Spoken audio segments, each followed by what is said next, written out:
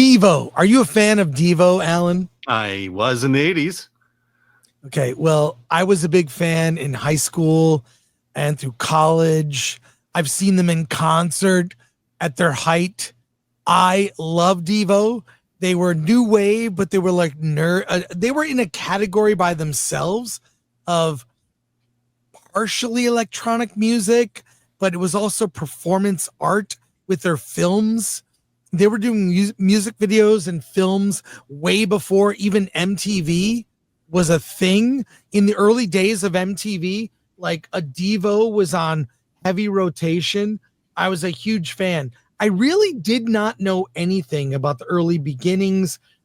They obviously, I know they're from Akron, Ohio. They were championed by David Bowie, who helped produce their first album. He even introduced them at a concert in New York, and that footage is in the doc. The doc is playing on Netflix, by the way. It premiered this week. And it really got into like Mark Mothersbaugh and this whole group and how they kept it together. And it was like, I really didn't know. I just thought, I've always loved Devo. In fact, I saw Devo recently in Pasadena at Cruel World. This is a few months ago, back in May. I saw Devo. I was like, oh, I love Devo. Never knew anything about them. Their story is amazing.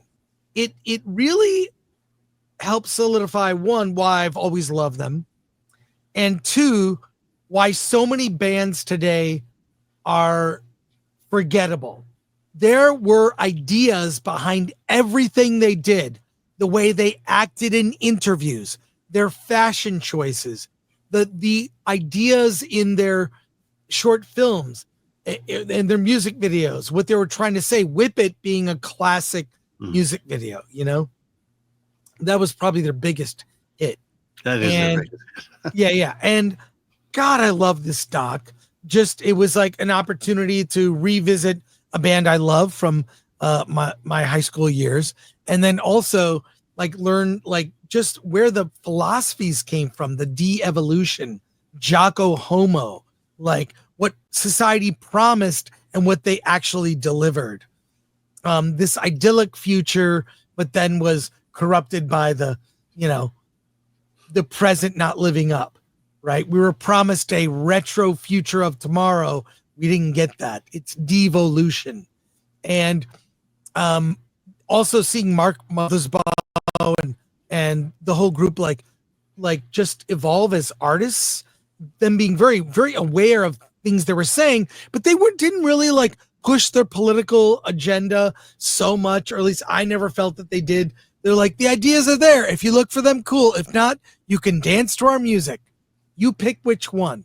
And I miss those kinds of bands that don't lecture at you, or tell you how to vote. I miss it. I miss that. And I miss bands like Devo. Cannot recommend it enough. It's on Netflix now.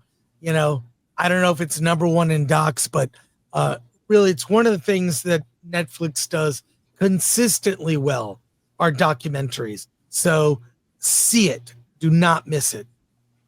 But did you see it? No, I didn't see it.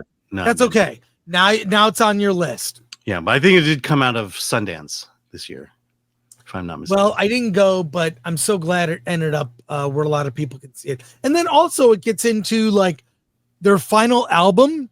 Like the studio hated it and wouldn't release the record label was just like, yeah, we don't like this album. You can have it. And didn't release it. They kind of just stopped. They were like, I guess music goes through phases, and grunge was a thing in the 90s. And well, that was it. Their time had run. And then Mark, he started a company where they did movie soundtracks and TV soundtracks. And they did, of course, Rugrats, among so many others, Pee-wee's Playhouse, and continued to be an influence, just not as a band. But they still play. I mean, I saw them at Cruel World. So that's awesome. Yeah. People are saying the best thing about Thor Ragnarok was the soundtrack. Yes.